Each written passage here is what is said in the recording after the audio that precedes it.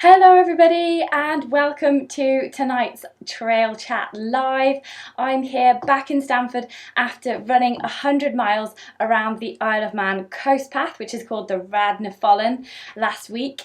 And first of all, I just want to say a massive thank you to everybody who watched my films, who commented on the films, who commented on social media. You all just really made me appreciate the fact that I was making the films for you guys, and I just really loved all of your comments. It was absolutely fantastic because I sort of felt like you were there with me, so I was really pleased about that. Thank you so much everybody for watching, and thank you so much for all your amazing comments on YouTube. We've got lots of people joining us on the live chat, so I'm just going to do a shout out to everybody here so far. So Rob Jordan, hello. Guy Greatrex, hello. Carl Southgate, yeah, you made it tonight.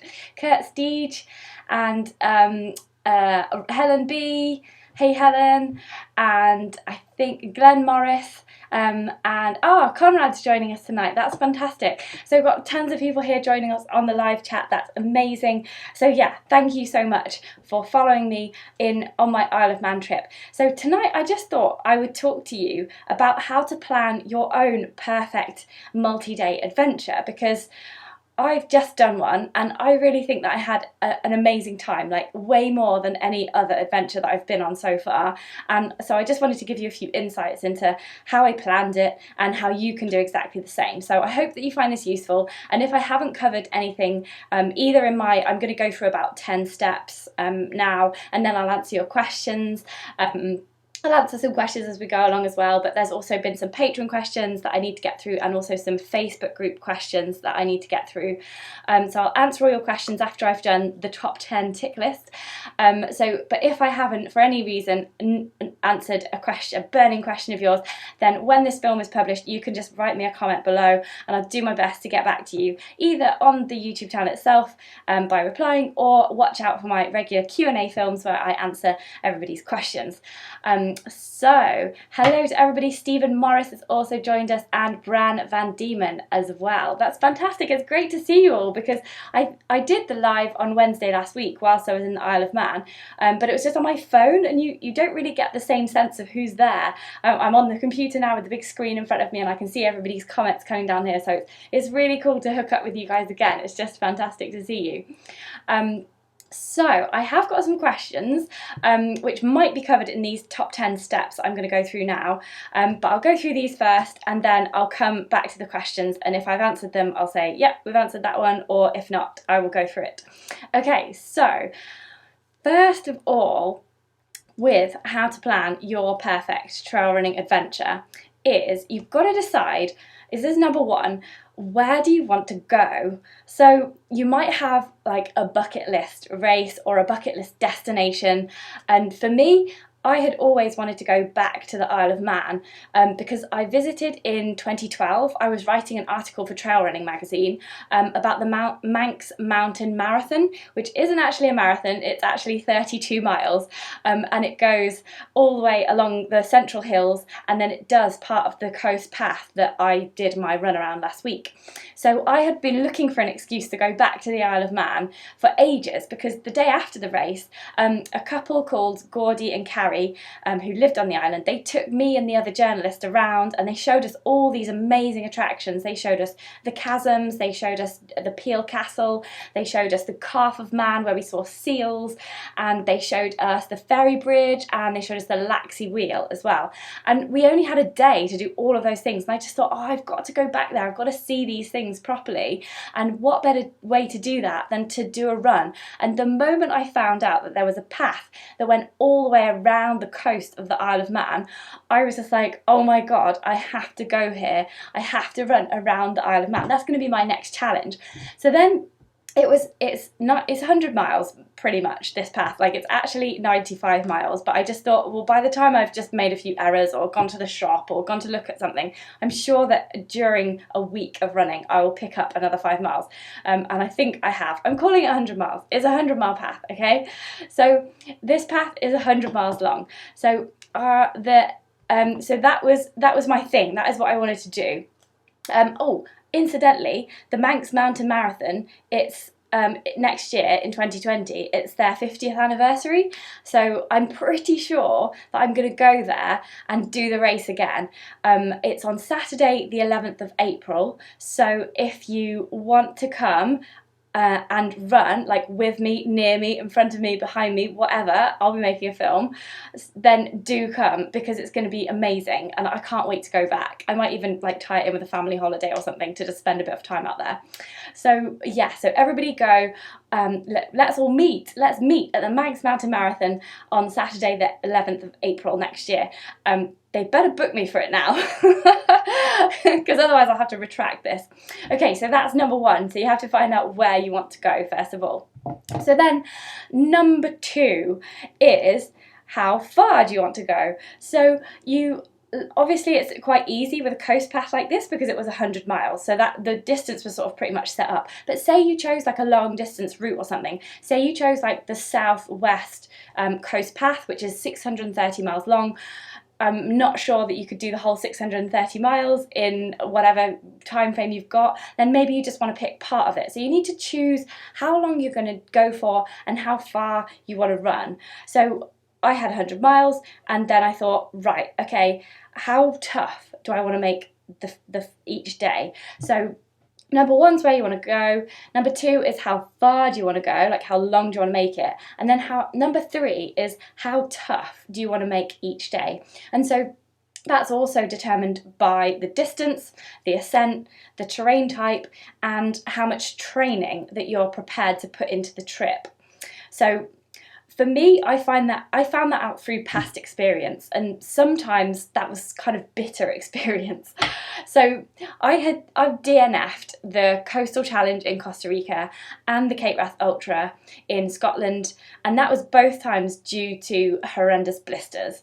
And both times, these were multi-day events put on by other people. So it was other people's sort of plan, other people's deciding how far we would all go each day and how much we would climb.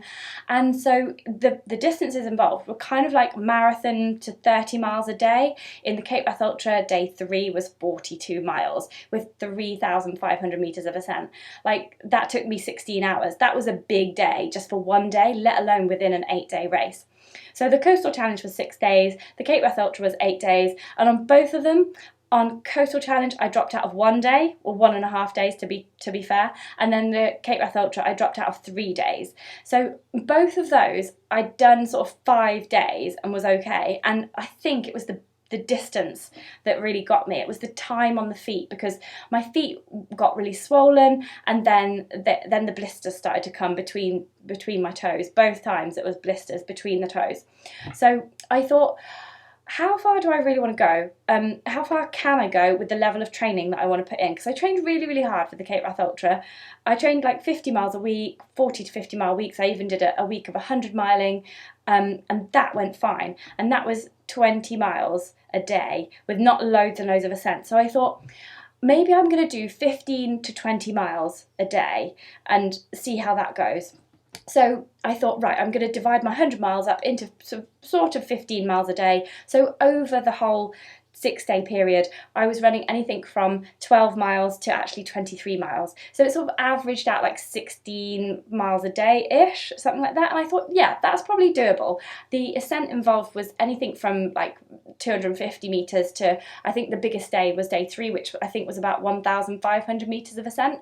And I thought, yeah, I could probably do a couple of days of big ascent, and then there's not much on the other days. So I think it was probably half as hard as the Cape Wrath Ultra, what I designed for myself. And I thought that part of the reason for not wanting to go back again and do the Cape Wrath Ultra again is because I sort of had to sacrifice quite a lot to put in that level of training, and I found that I wasn't really enjoying the training. And you're supposed to enjoy everything about the race. You're supposed to enjoy the journey to the race as well as the race itself. It can't just be the goal.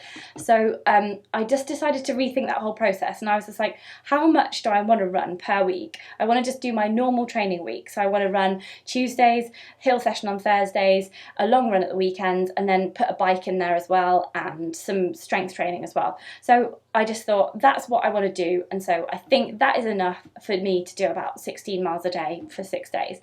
And it worked. So that is brilliant. So I think sometimes with point number 3 on how tough do you want to make each day, you have to have a few experiences, like it, and it's okay to do that. It's okay to sort of go, oh, I'll DNF, like I've DNF'd. Like you can either think of it as a failure, or you can think, oh, I actually learned something from that, and then next time I might do something differently and I might succeed next time. So I think that's where I am now with looking at both my other multi-day races that I've done in the past.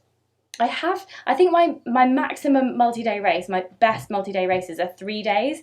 I can do 3 days of marathon to 30-mile day running without like completely dying and completely getting blisters. Anything beyond that, anything longer than that, I need to sort of lessen the mileage and the ascent, because I have successfully completed the Druids Challenge twice now, and that's like 100 I think it's 85 miles or something like that over 3 days. It's like 26 to 29 miles each day, and I really, really enjoyed that. The ascent wasn't major, but yeah. But I really wanted to just test myself going further than the 3 miles. I really wanted to have like a week's holiday, and so I didn't want any of this suffering. I didn't want, oh my God, it's going to be the worst thing you've ever done. Oh my God, it's going to be in pain. I just wanted to really enjoy the views, and I really wanted to enjoy talking to the people that I was running with and not be constantly telling them how much everything was hurting. I just don't, that's not how I want to see the world these days. It's fine if you want to challenge yourself in that way. I'm not saying anything bad about people who want to do that, but that is not for me. So if you're watching this, then hopefully you're sort of feeling the same way, and you can learn a bit from how I planned my route. Okay, so number 4, kit. So once you've decided where you're going to go and what you're going to do, how far, blah, blah, blah, then you've got to think about your kit. So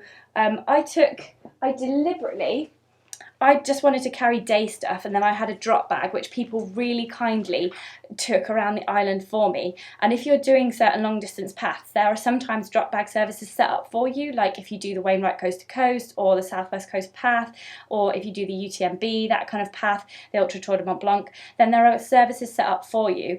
Otherwise it can be bit more logistically challenging, and you have to think those through, like whether you will perhaps put it in a taxi, or whether you've got a friend that can support you, or whether you're going to stay with people along the way that might do that kind of thing for you. So it's a little bit more difficult to organise if you're going to somewhere that's less touristy and less remote.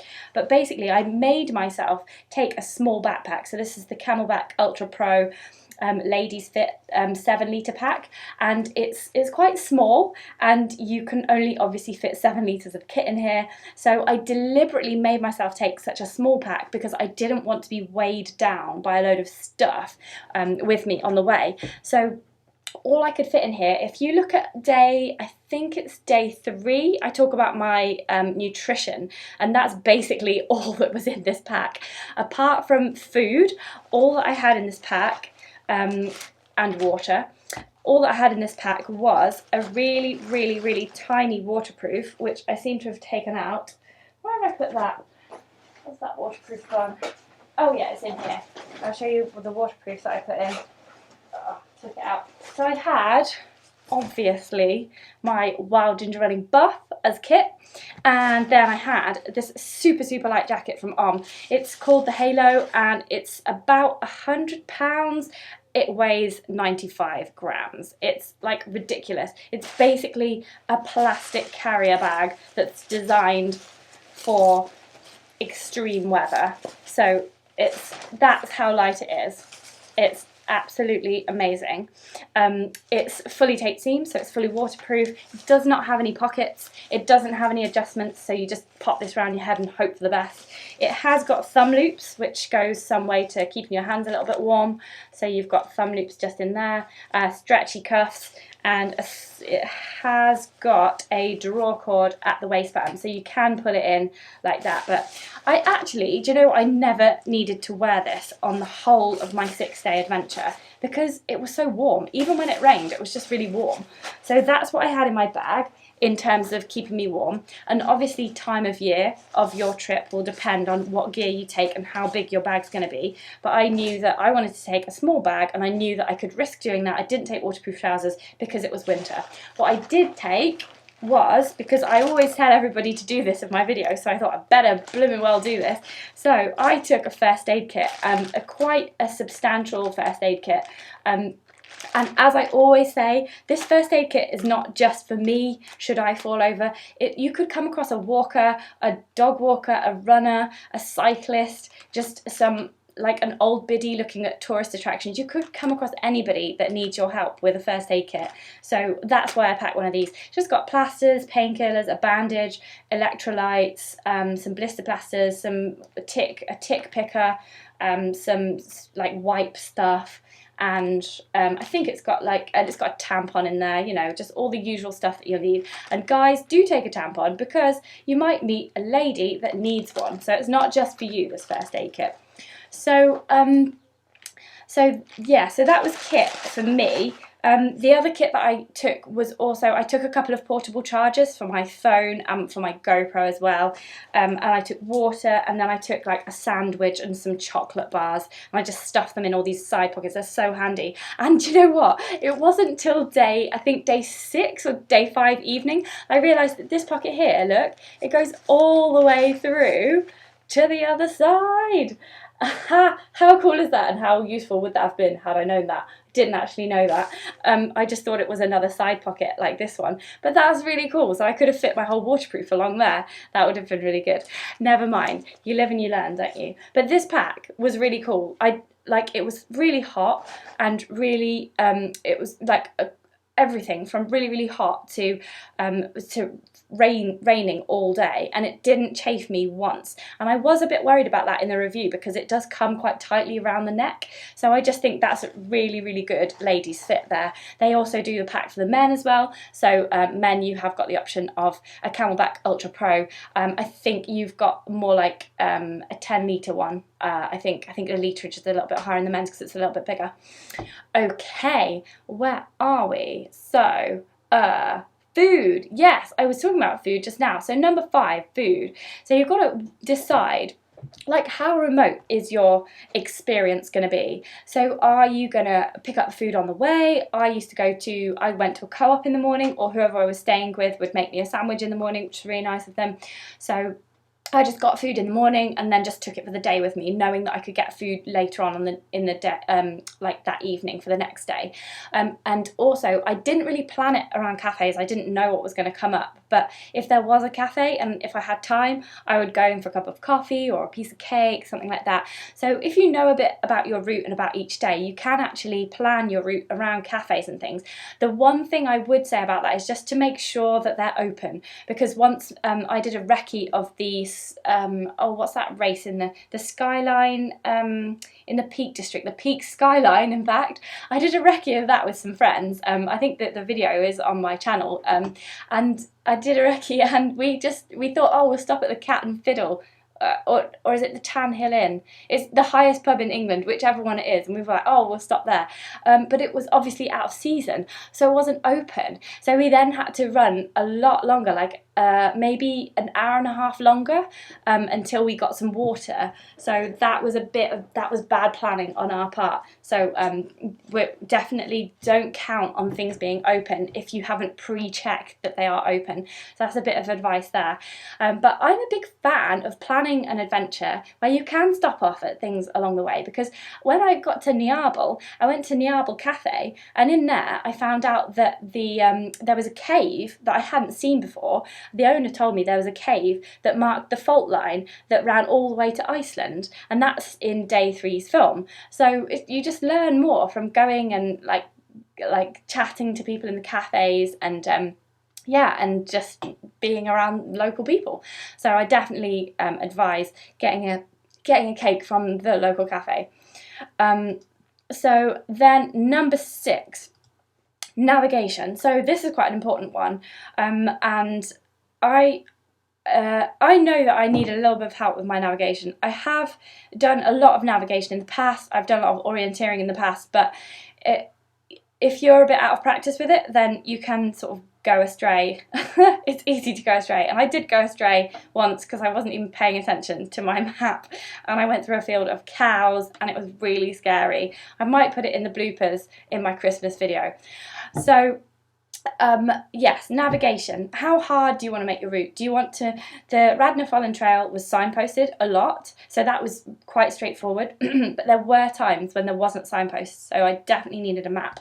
And that's where this app came in super, super handy. So I'm going to show it you just now. It's the OS Maps app.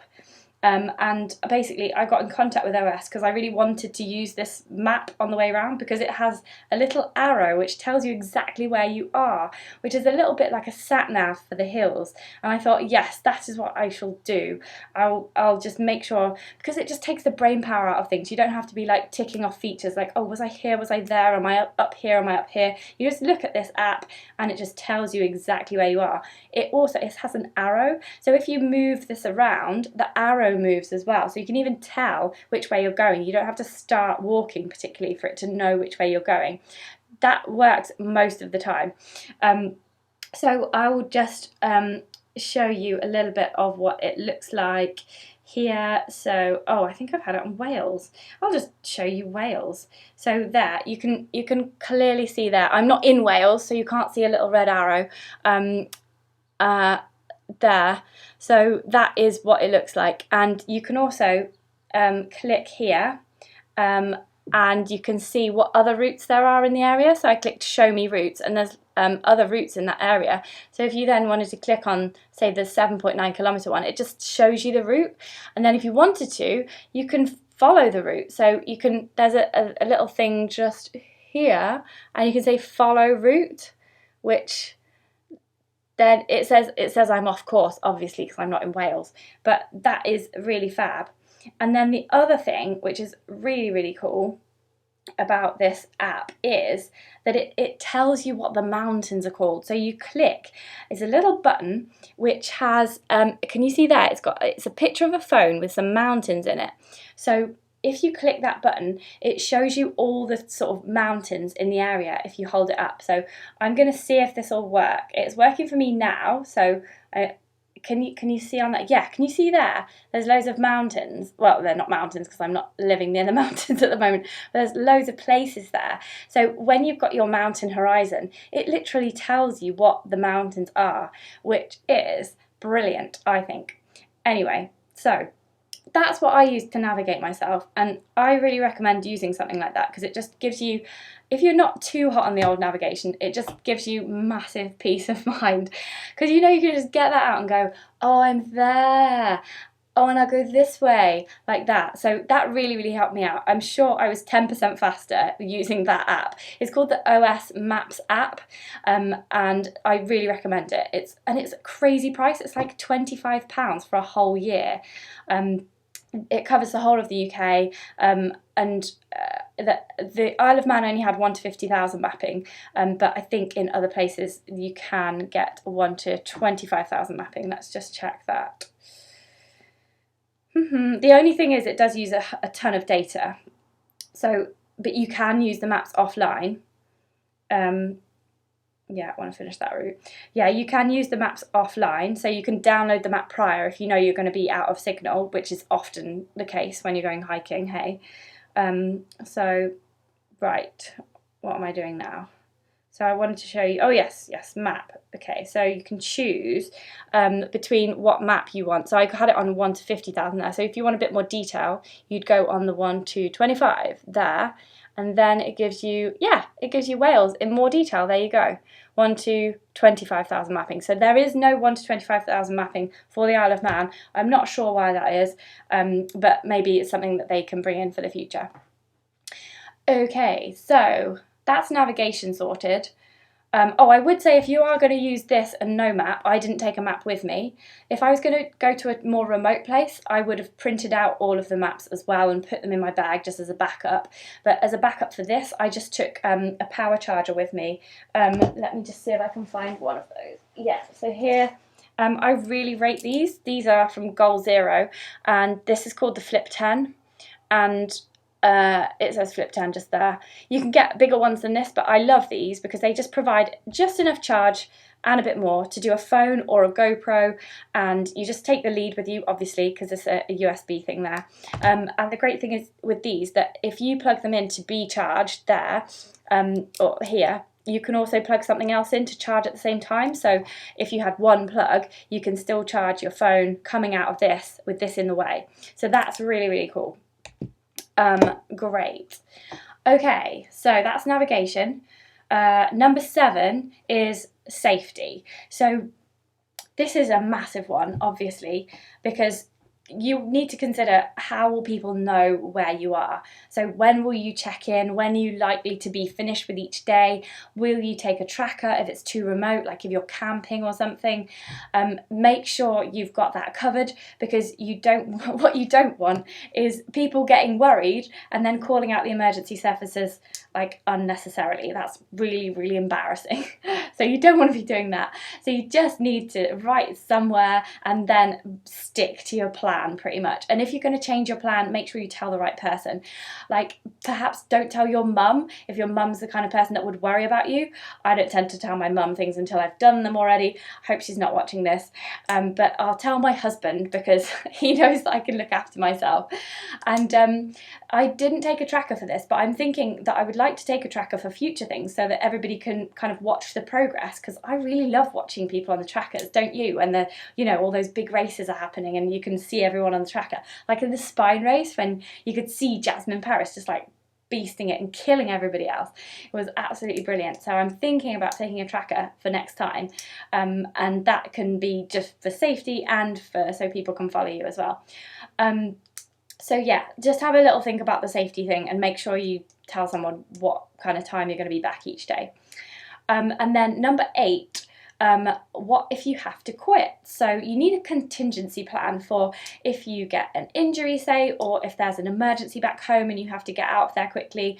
And this will depend on how remote you are and how remote you've chosen. So if you've chosen to go really remote, then hopefully you're you should be quite an experienced runner, quite an experienced outdoor person and mountain goer. So you should have the skills to get yourself out of most problems. You shouldn't have to you definitely shouldn't be relying on, I'll just call, mountain rescue, they'll come and get me.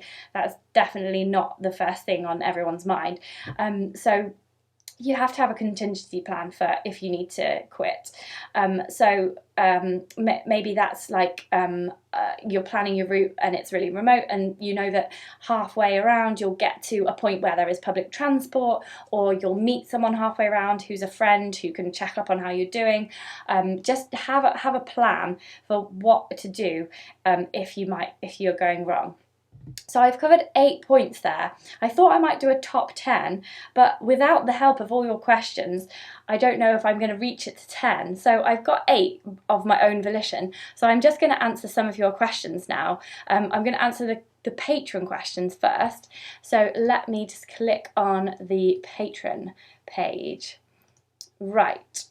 Okay, so first question is Stephen J. Reed. He says, how long did I spend each day doing the daily edit? Is it tricky doing that after a long day's running?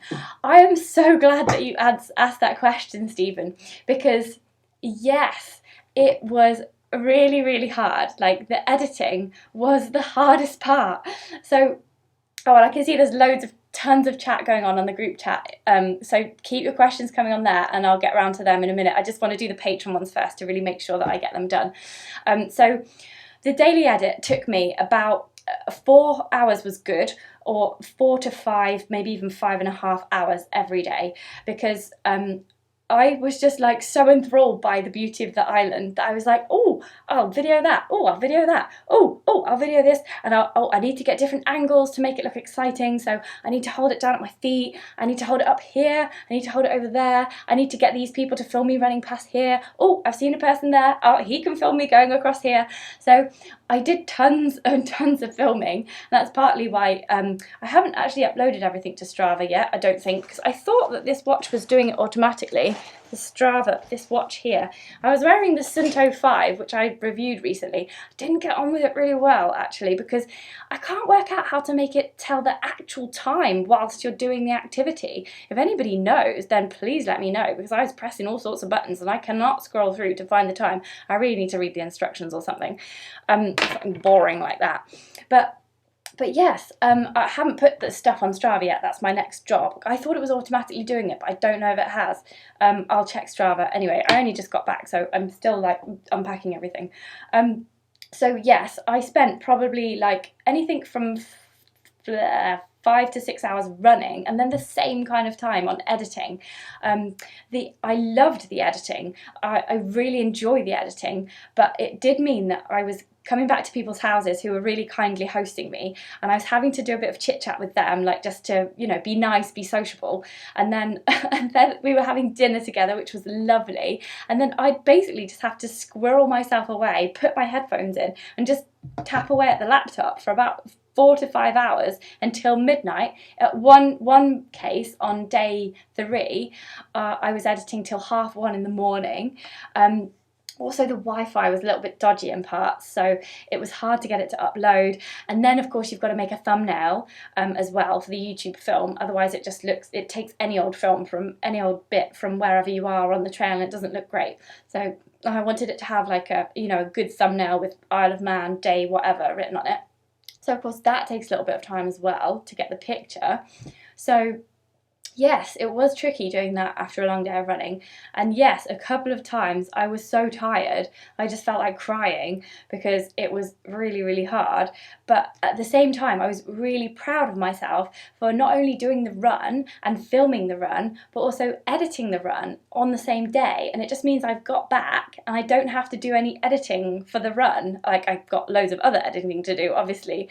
But yeah, so yeah, it was definitely tricky doing an edit after a long day of running, and but I did love it and I'm really proud of it, but I'm just not sure it's a workable solution going forward for if I want to do like for the next thing that I want to do. I'm not sure that it would be a workable solution, not only in terms of the time and the sociableness, but also in terms of actually the Wi-Fi on the way around. I'm going to be sorting out my next adventure like over the next few weeks or so, so I'll keep it under wraps at the moment, but I'll let you know when everything's sort of like more solid. So then we have another patron.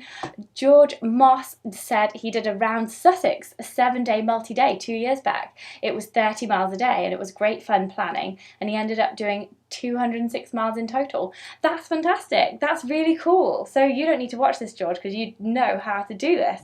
It's absolutely fantastic that other people are doing their runs the way they want to do them and not just what race organisers have planned for us. So Graham Guy has a question. He says, would I do anything differently to prepare, like kit-wise, food-wise, or do you eat anything differently next time? Prepare. No, I think it was all fine. Yeah, I think buying the food in the morning worked really well. The kit that I took worked really well. And I think that I wouldn't really change anything. The only thing I would probably change is I would do a bit more training, because I know the next one that I want to do is going to be is more arduous, but I'm fine with the training level for this one. And the other thing that I would do differently is I would perhaps definitely make sure I knew exactly what footage I needed, so I didn't shoot so much, so I didn't have so much to edit, so that then I could make a proper, maybe just a 3-minute film, because the films were quite long. But the thing with filming is that to make a short film sometimes takes longer than a long film, because it's the honing down that takes the time rather than just putting it all together. So yeah, I don't think I would do much differently. I really enjoyed the trip, and yeah, I think I got the mileage spot on. I think the thing I'll do differently next time is increase the difficulty level just slightly, so it's a little bit more of a challenge, because it was very straightforward, the Isle of Man trip. Like, day 4 was hard, but it was nothing compared to the Cape Wrath Ultra.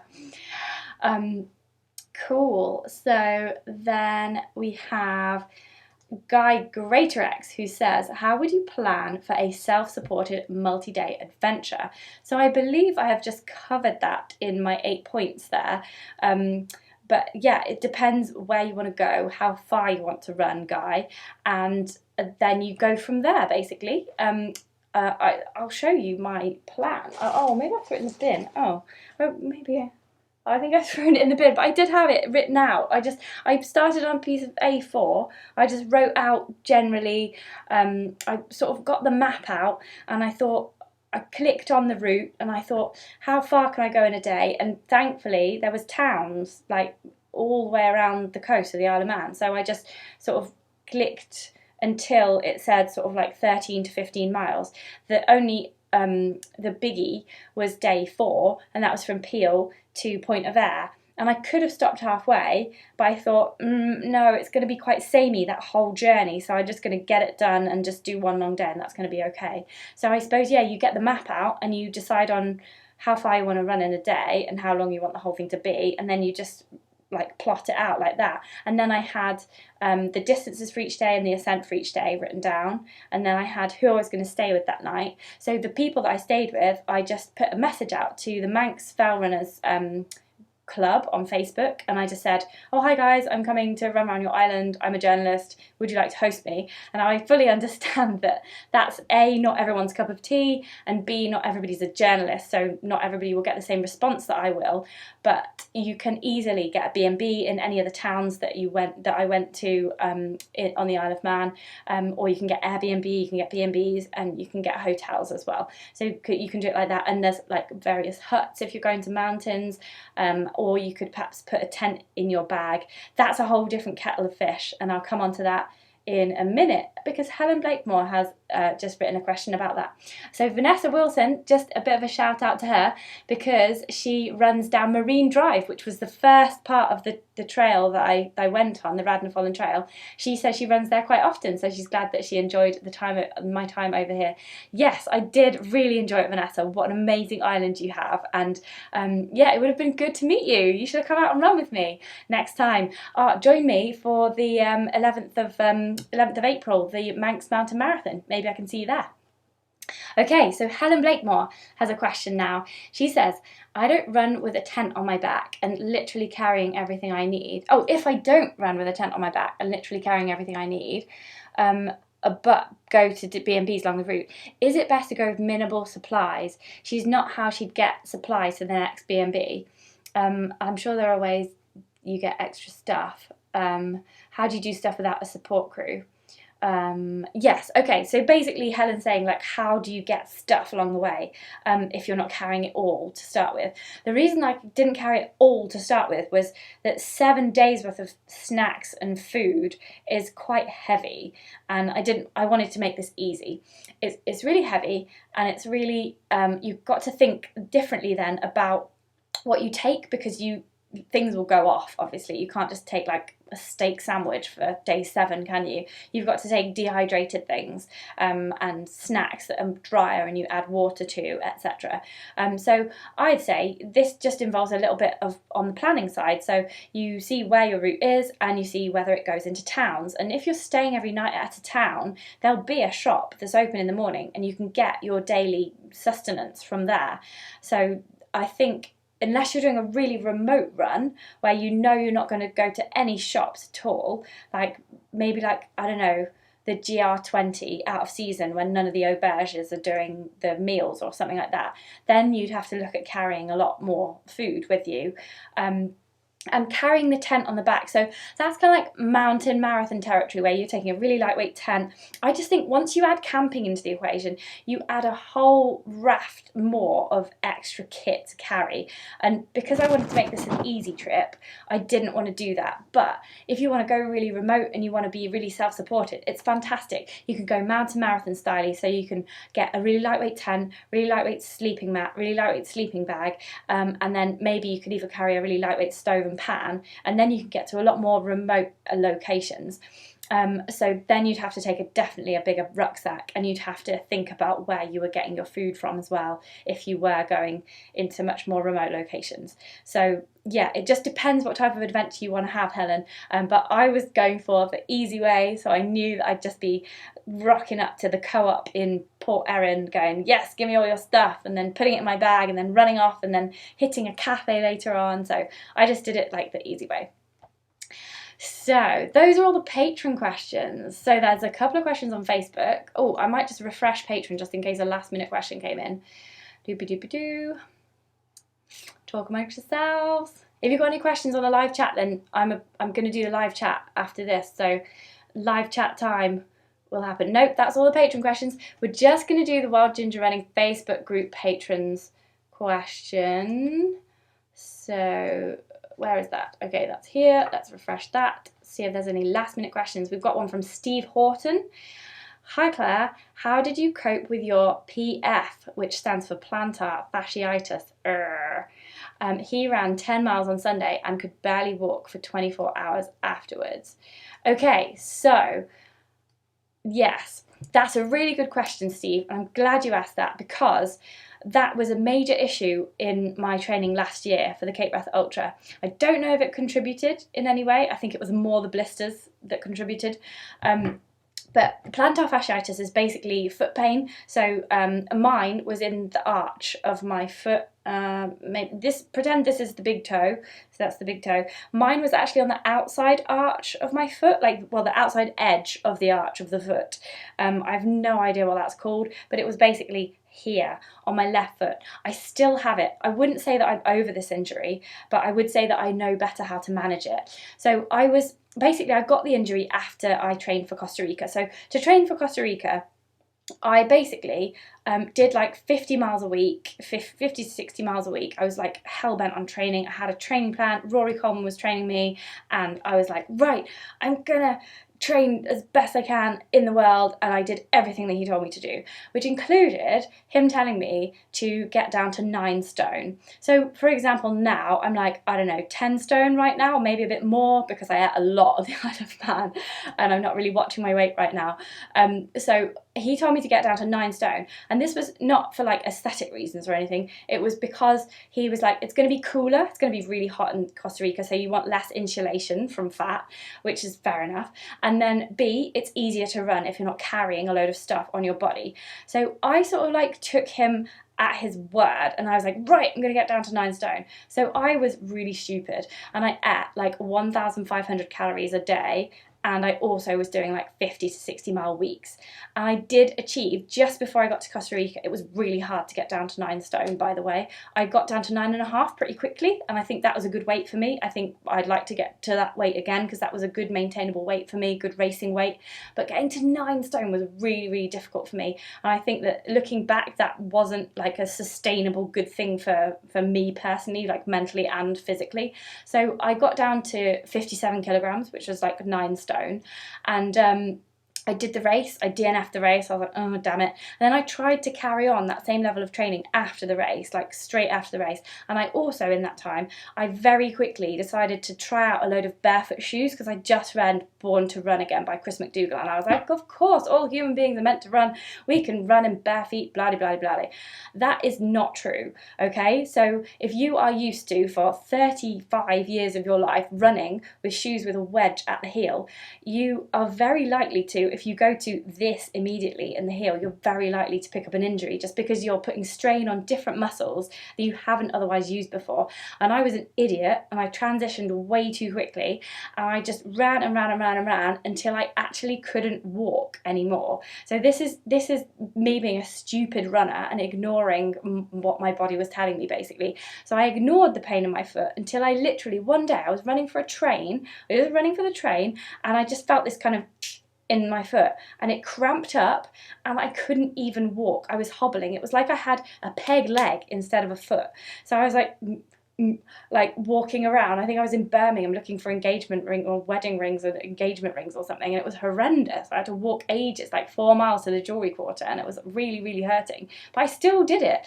And then I remember I went to Keswick Mountain Festival that year, and I couldn't run the race because I literally couldn't even walk. Yeah, I couldn't even walk. I was peg leg walking up a mountain with my friends, and then they all had to help me down. So that was ridiculous. Don't ever ignore your body to that extent. So since then, that was 2015, and it's now 2019. It's taken me 3 years to get back to anywhere near the sort of the level that I was. I still get problems from this foot, but basically I went back to the shoes that I trained for Costa Rica in, where I didn't get any foot injury at all. So I went back to my Brooks Adrenaline support shoes. I think they're the ASR, and they're like a 10 mil drop. And I just thought, do you know what? barefoot shoes are not for me right now. Like, maybe after I've rehabbed my injury, I can get back into going towards the barefoot end of the scale, but I have gone back to my Brooks Adrenaline. They're 10mm drop, and I have no problems with my plantar fasciitis anymore. And I tried everything. I tried going to really expensive physios. I tried electric shock treatment with Paul Hobra. I tried what else did I try? Like the funny sock thing, rolling on the ball, resting completely. I tried like literally everything you're supposed to do for plantar fasciitis. I tried. The only thing that solved it for me was rest and then going back to my original shoes, which I did not get an injury in before. So that won't work for everybody, and I definitely advise you to see a professional if you do have plantar fasciitis or any injury. But I'm just telling you what worked for me, and I think sometimes you have to sort of work these things out for yourselves. A little bit, because however good a physio is, they don't necessarily know like everything. They can't tell you, they can't just fix you like that. You've got to do a bit of your own research, your own experimentation. So yeah, what was I saying? Yes, how did I cope with my PF? So I did have no PF, okay? So I had no plantar fasciitis problems on this trip. None whatsoever, none. And I put that down to the shoes, the trail, and rehabbing effectively. So I'm super excited now, because I think that means I can do anything. The only time that I get plantar issues now is if I wear shoes with very little cushioning and very little drop. So for example, yesterday it's been really hot around here, so I've been wearing my sandals, just like little fashion sandals, and I can feel it coming back. And every time I feel it even slightly coming back, I know that I've got to hold off and I've got to not wear that kind of shoe. I've got to get back in my trainers. So that's how I cope with it. Yeah, but I was at the point, Steve, like you, where you could barely walk, and I would get out of bed in the morning and it would take me like a good 5-10 minutes of kind of teetering about on my tiptoes or heels before I could properly walk, and that's bad, isn't it? That's a bad level of injury. But now I can get out of bed and I'm pretty much like, yeah, walking straight away. Yep. So I'm really pleased about that, and basically I've stopped wearing trail shoes. I don't know how I'm going to test trail shoes going forward, because unless they're 10mm drop or nearabouts, then it's going to be really difficult for me to actually give them a proper test. And on all the trail stuff that I do, I'm wearing road shoes, and I'd rather slip around and not be injured than get injured and have really good grip. So maybe I should just get my Innovate grip and slice it off and stick it with super glue to the bottom of my road shoes. Maybe that would work. Don't know if that'd be allowed. So the last patron question in the Facebook group is from Carl Southgate. Oh no, it's not actually a question. He just says, I'm going to try and get online for this one tonight. He's in Switzerland. He's done a race in Switzerland. Let's just find out what he's been doing in Switzerland. So, oh my goodness, so Carl has been doing the Eiger Ultra Trail. He's done 101 kilometers with 6,700 meters of elevation in Switzerland. So big round of applause there for Carl. Amazing. That is absolutely fantastic work, Carl. Fantastic. So now I am going to just have a look at the live chat for the last 10 minutes of the program, the live chat. So if you've got a question for me, then type it on the live chat now, hit it. So I'm just going to check back through the live chat and see if there's any questions that have come up. Carl Southgate saying hello from Switzerland. We've just said hello to him. Fantastic. Great that you can join us. Kurt Steege is back from his holiday. Yay. And Rob Jordan saying evening. Hello to Rob. Hello. And this is great. I've missed you guys. Like on the last week's chat, I was like, where is everyone? I can't see it properly on the YouTube thing, because on your phone it just scrolls up and it goes away immediately, and you can't. It's really hard to scroll back through it. So Guy Greatrex is congratulating Carl. That's fantastic. Helen B. Hi Helen B. Hello. And Glenn Morris saying greetings. This is way back. Sorry guys. I never know whether to like do this like at the beginning or at the end. It's just like I don't know whether to blather on or answer everyone's questions to start with. Please let me know if you have any preference. So Conrad saying hi from Michigan. Hi Conrad. It's nice that you're chatting to each other whilst I just been chatting away, ignoring you. Bram Van Diemen saying hey. Stephen Morris saying hey. Sean Lockhart, hi to all, yay! Awesome. Oh, so Bram Bam Demon wants to do the Southwest Coast Path. That's his wish trail for the UK. That would be amazing, Bram. It's 630 miles. So would you do that like the whole thing, or would you just come and do part of it? Because that would be an amazing trail. I would love to do that one. John Gardner's here, yay! Rob Jones here. He's saying hi, Ginger Runner. Yes, I am Ginger and I'm a runner and I'm here. So you are right. The Dog and Running Company says hi. Well, that's interesting. Go Kiwi says, that sounds like hard work, however much you run each day. Yep, editing the video a day was very, very hard. Yep, Carl Southgate says, so true, make sure you enjoy the process and not start letting the training affect your life and enjoyment of it all. It happened to him last year. It's so true, isn't it? I mean, you forget, don't you? You sign up to a race and you think, oh, the race. But it's not the race. It's your life. It's the journey, guys, the journey. That sounded a bit wanky, didn't it? Okay, so Kurt Steege, la-di-da-di-da, is lots of chit-chat. John Gardner says, I like OS. Its scope appears to be limited to the UK. Yes, sadly, it's called Ordnance Survey, which means ordnance, like as in a military sense. So it's actually from the military, so that's why it's all from the UK. So that's why there's none in America. Sorry, John. I'm sure there's cool stuff out there for you, though. Great. Oh, yes. So some people are talking about like going to New Zealand and doing long runs there and going to see some of the Lord of the Rings sites. That would be really cool.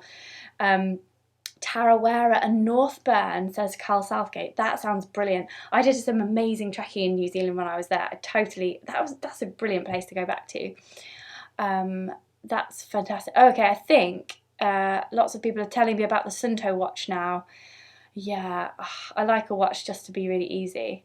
Okay, so you have to pause the run. Guy Greatorex says about the Sunto watch, you have to pause the run and use the middle button to scroll to the time. I'm sorry, but that's not good enough. Like on my Garmin, you just scroll through the screens and it tells you the time on one screen. How hard can that be to not have the workout being stopped? Oh, okay, so Carl Southgate saying, I've got the Dragon's Back race on my list. He hasn't done multi-day races yet, and obviously that wouldn't be a good first one. But what other races do you recommend as tasters or training for big mountain multi-day races? Okay, so I have the perfect answer to this question. So I've done a couple of them. They're organised by X Energy. So they have 3 multi-day races that I know of at the moment. They've got one of my favourites, which is the Druids Challenge, which is 3 days along the Ridgeway. And that's about anything from 26 to 29 miles a day for 3 days along this 85-mile path. It's quite undulating. The terrain is straightforward. It's not roads, but it's it's kind of undulating, a bit slippy in the clay, but it's good trails, easy trails I would call them. And you sleep in like village halls, school halls. You get fed really well. They don't cost an arm and a leg too. I think it's like £150 for the 3 days, and that includes all your food and everything and the accommodation and all the transport, like not to and from the start and end of the race, but just like if you have to end in a place, you get in a minibus and then you get transported to the school. So that's the Druids Challenge. Then they've got the Pilgrims Challenge, which is it's just 2 days. It's 35 or 30 or so miles out and then back again. I think it's 33. So that's just a 2-day thing. I've never done that because it's in February and it's just like an out and back thing. And I just always like to sort of go somewhere when I do these things. So I've never fancied that one. They also have one called the Devil's Challenge, and that's in May. And that one looks really good as well. It's sort of the same format as the Pilgrims Challenge, as the Druids Challenge, but it's in a different place, which I can't remember where that is, but that's a really good one. The other company that do really good multi-day events where you stop over like that are VO2 Max. They do ones on the coastal paths in Wales. So they've got I think they've got a Pacific Coast one, an Atlantic Coast one, and the Jurassic Coast one as well. So definitely look them up. I've not actually done any of their races, but my friend Janine just did one, and she said it was absolutely amazing. She said it was really hard because it's a bit more rocky, a bit more undulating on the coastal paths, but they're really good ones for training for stuff like in the Alps. Absolutely fantastic. And so those 3-day type races, that's what I'd really recommend you do before you do stuff like the Dragon's Back race, the Cape Wrath Ultra, like the Spine race, the Northern Traverse, all these like non-stop ones as well. The Northern Traverse and Spine are non-stop. So that's what I'd recommend. Weirdly, I haven't, like, because I was looking for different stuff to do because of the Cape Wrath Ultra DNF. I was just like, what can I do? Weirdly, I can't find many 4-day events. I can find a lot of 3-day events, like marathon distance, but I can't find tons of 4-day events, and not many 5s either, apart from the Dragon's Back and like the Spine Race and stuff. There's not much that you can do that's organised by somebody else that's not like a full-on beasting, like marathon a day and more kind of thing. So that's why I just went for my own thing, and it was easier than I thought to prepare for it and to do it. So yes, hopefully that answers your question, Carl. Okay, we've got Attila Kovacs saying hi. And lots of people swapping marathon ideas. Another Sunto watch update. Conrad says, for regular time on your Sunto, go to settings, watch setting, create a new sport mode. Oh, okay. Right, so you create your own thing. You can do that just like in a Garmin. So pick whatever readings you want per screen, and then it will upload. Oh, I really shouldn't test tech. This is bad. I hate reading instructions. Does anybody else just hate reading instructions? I just think things should be very easy to operate. I had, like, when I first started editing films, I was getting really angry at the computer because I was using this program called Final Cut Pro on my Mac, and it's not very intuitive, and I had to keep Googling how to do stuff. I really hate that. I just want to just work it out for myself. I just couldn't, so I had to suck it up. Okay, so thank you very much, Conrad, for that. You should definitely run this YouTube channel rather than me.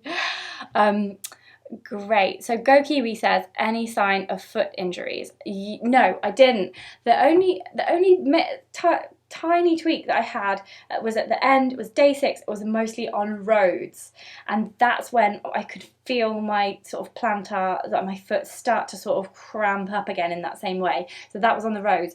And he's saying that Hoka 1-1 shoes work. They don't for me, unfortunately. I know they do for so many people. Marcus Scottney, Jen Scottney, they swear by them. They're really top athletes in the UK. And Scott Jurek obviously wears them as well. But they're too narrow for my feet, and they make my feet, they squish the toes and they make them have blisters. So I've got really wide feet, so they don't work for me.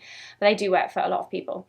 Okay, so Tim Croft says, I ran the Old Man of Coniston last week over 1,000 foot of climbing. My legs hurt for 5 days. What tips do you have for recovery?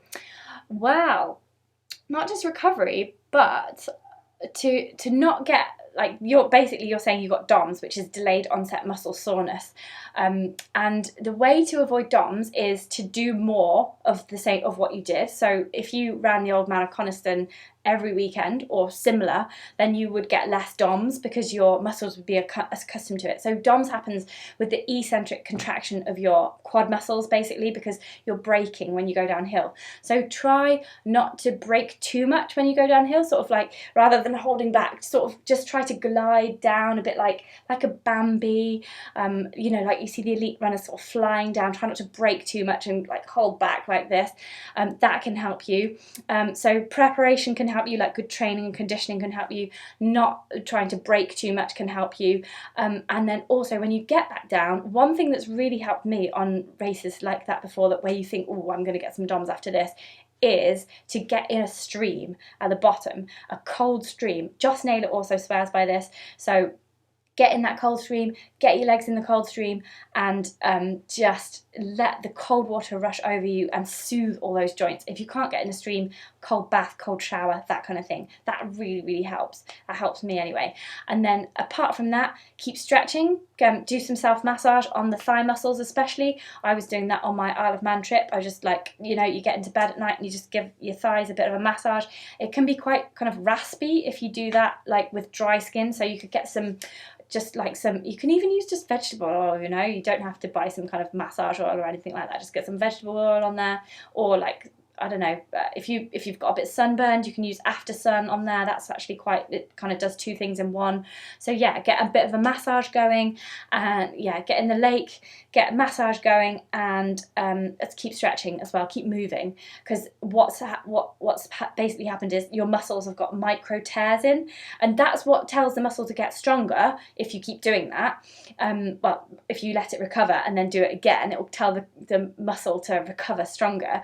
But but yeah, in the meantime, for those 5 days, just keep gentle stretching and keep moving about, and keep the stretching and the moving about will encourage blood flow to the area, and the massage as well. Encourage blood flow to the area, so it will repair the muscles quicker than if you just sit stock still and just don't do anything about it. Okay, I hope that helps you, Tim. Cool. La-di-da-di-da. Kurt Stee just saying I can get I can resole my shoes, my road shoes, with some grippier outsoles. Yes, I'm going to do that. Graham Brand is here. Hello, he's going to catch the last 10 minutes. That's amazing. Oh, I better, yeah, I've been live for like an hour now. I better go soon. Great. So Kurt Siege is going to add some Vibram outsoles to his New Balance Beacons. Oh, cool.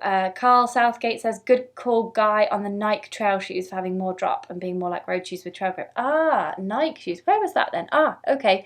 Nike trail shoes are all 10mm drop. I'm going to investigate them, Guy. Thank you very much. That's fantastic.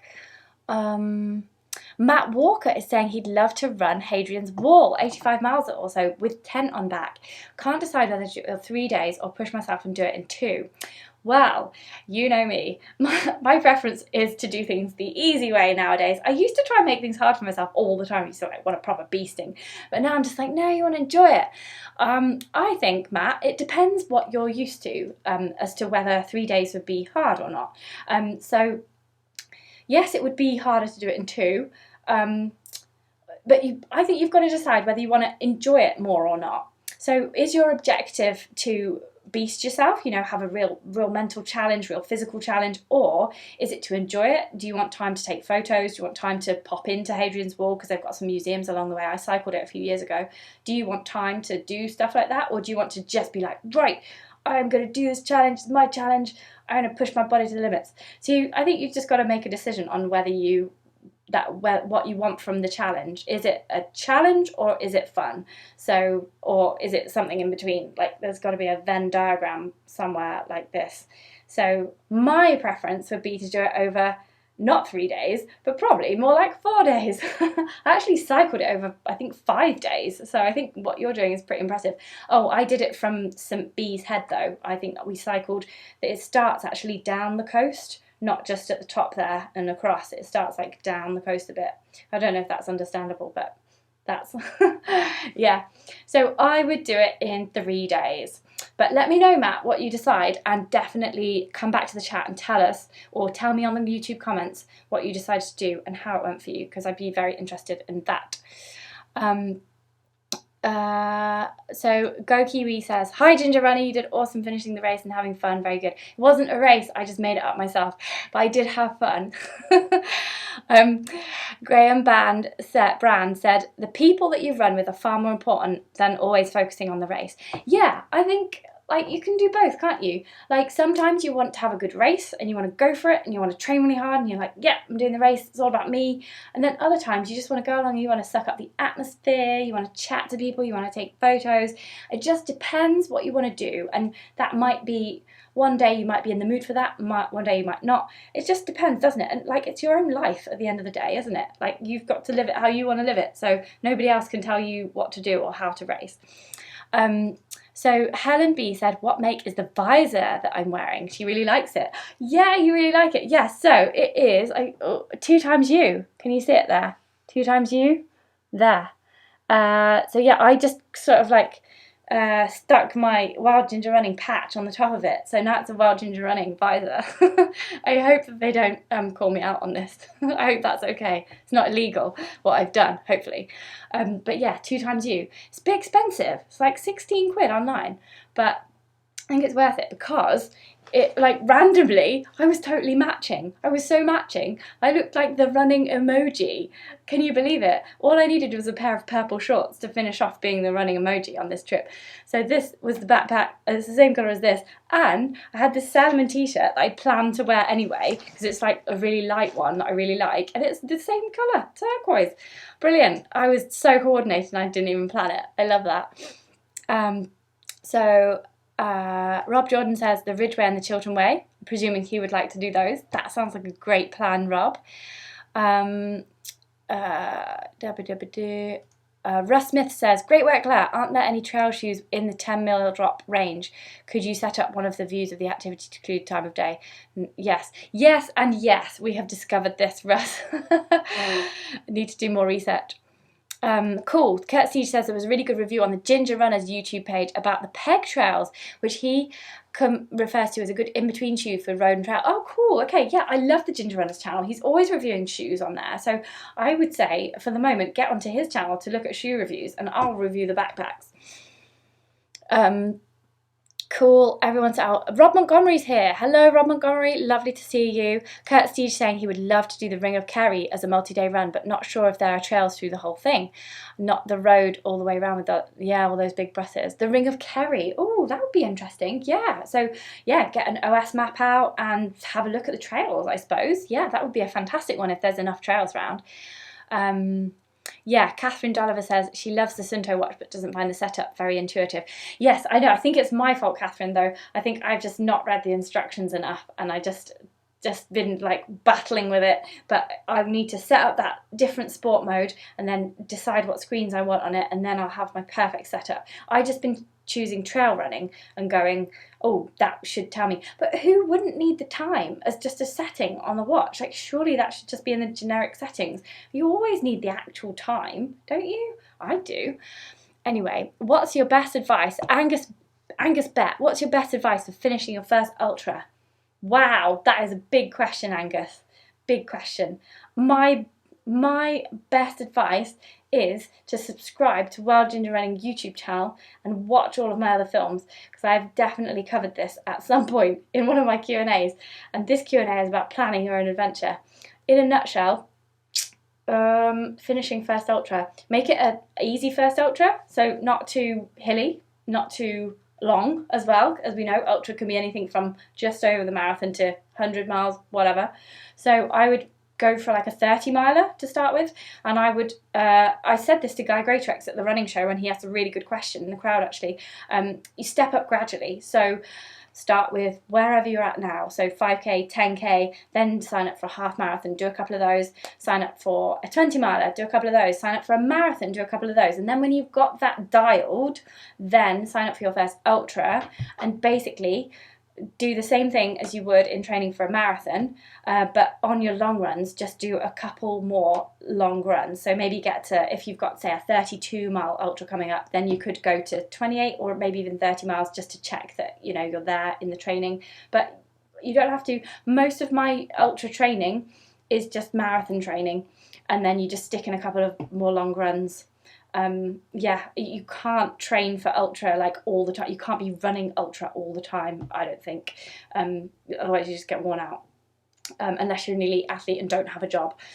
So hopefully that answers your question a little bit. Also, try and eat things on the move, like practice eating on the move, practice your kit.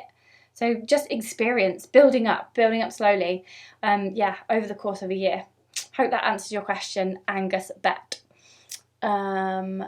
Oh, Robert Montgomery says, watched all the vids. You should try the Pembrokeshire Coastal Path as they do a 66.6 mile ultra. If you don't Albany to do the 100, if you don't want to do the 8, fancy to do the 186 miles. I would fancy 186 miles, just not in one day. I think maximum per day for me is like marathon-y, 30 mile-y, possibly 50 mile-y at the moment. 30 miles. I did 23 on the Isle of Man, and that was enough for a day. I could have done 30, but yeah, I've deliberately this year, to sort out my plantar fasciitis, I've deliberately given myself a half marathon limit. So I went over that on the Isle of Man, obviously, and I was a bit worried about that, but it was fine. So I think now I'm at marathon limit, maybe 20 mile limit. I don't know. I'll keep you posted. Yes, people saying cold water really hurts. Oh, somebody, Alex Tohotot, hello Alex, has heard that BCAA supplements are recommended for DOMs or tiredness. Are they an actual thing that works? Do you know, I don't know what BCAA supplements are. BCAA, I'll look that up and I'll get back to you. Tim Croft says, great advice, thanks. Awesome, glad to help you, Tim. Conrad says, my DOMS gets helped with a cold bath and then a menthol massage. Menthol massage, very nice, very nice. Russ Smith, none of the night trail shoes are wide. I need to get some Adidas trail running shoes because I had a pair of Adidas Adizero XT4s. I did the Bob Graham round in them, 65 miles, did not get a single blister until I changed into Hockers for that final road section, and then I got really bad blisters because they squished my feet together. But those Adidas Adizero XT4s were brilliant, but I don't think they make them anymore. I'll investigate. Genevieve, hello Genevieve. She says, well done Claire, just dropped into this and we'll look back over the tips. Fantastic, she's done MDS and she's going to have a new challenge. Yes, I forgot about MDS. Yes, a lot of my friends have done MDS. It looks hideous, really, really hot, but fantastic if you like that kind of thing. Amazing, it's such an incredible achievement. Well done Genevieve, that's fantastic. And yeah, if you fancy a new challenge that's probably a lot easier than the MDS, then the Isle of Man challenge, the Radna Fallen Path, would definitely be fantastic for you. Okay. I should probably attempt to go soon because it's been an hour and 10 minutes and I'm supposed to go on an evening walk with my husband in a minute. Right, lots of people saying awesome. Are there any more questions before I go? Dean Reed says he really enjoyed the Isle of Man videos. Great trip, thanks for sharing. La-di-da-di-da. Okay, John Gardner has said branch chain amino acids, basically protein. Oh, well, yes, in that case, yes, protein would definitely help with DOMS. Like if you have a protein-rich meal after your training or after a run, which has included a lot of downhill running or just a lot of high-intensity work, then yeah, you definitely need protein, which will help you recover faster, obviously. And another thing that can help is cherries, especially the sour ones. They begin with an M. I can't quite remember the name. They're in Anita's book. Where is this book? It's here. Anita's book. They're in Anita's book. The cherries, I think Monterey Jack or something, cherries. She says they're good. Cherries. Supplements.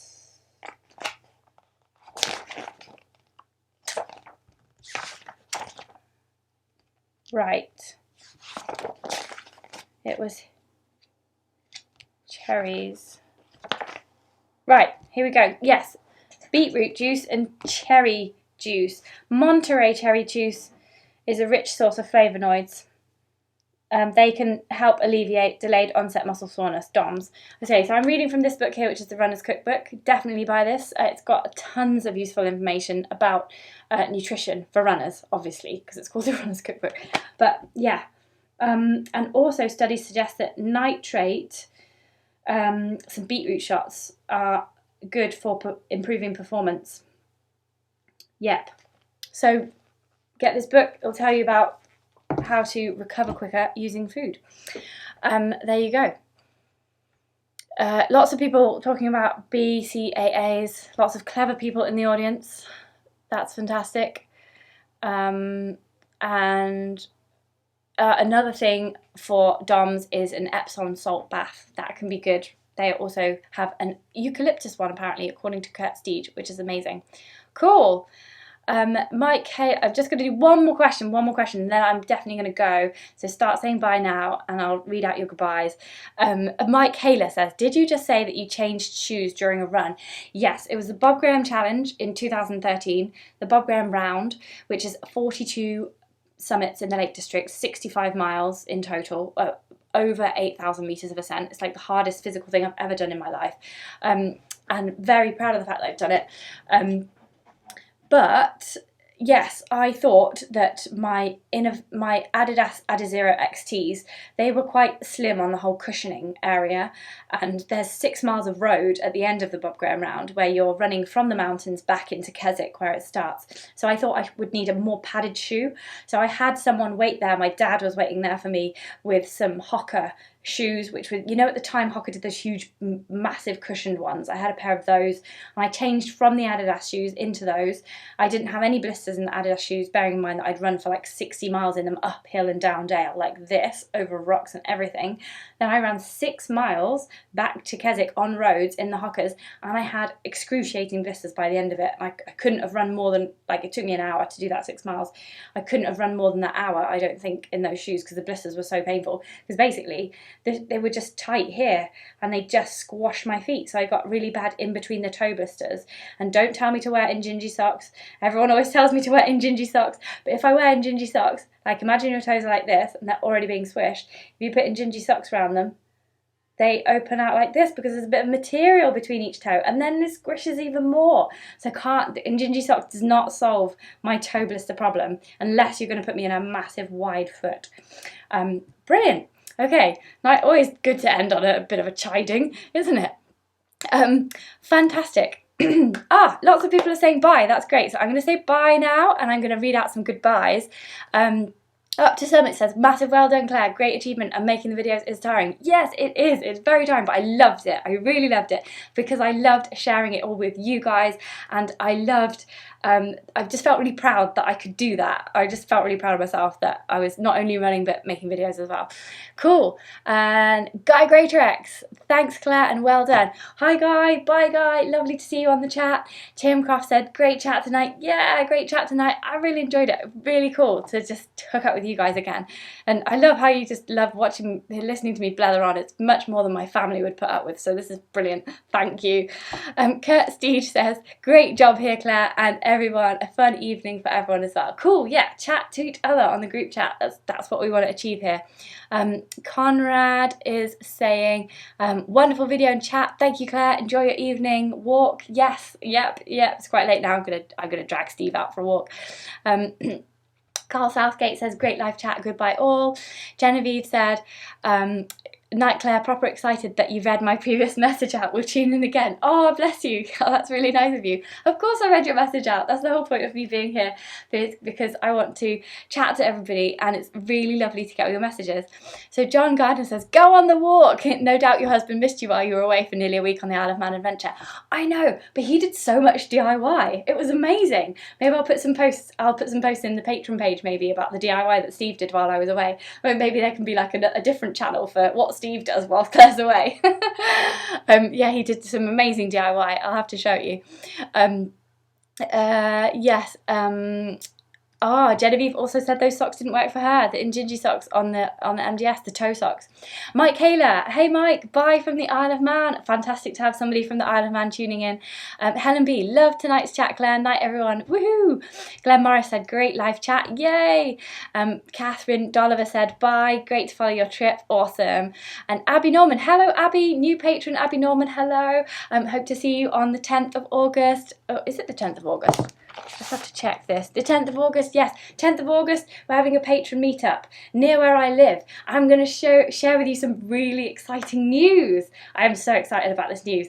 I'm going to see you all on Saturday, the 10th of August, all the patrons.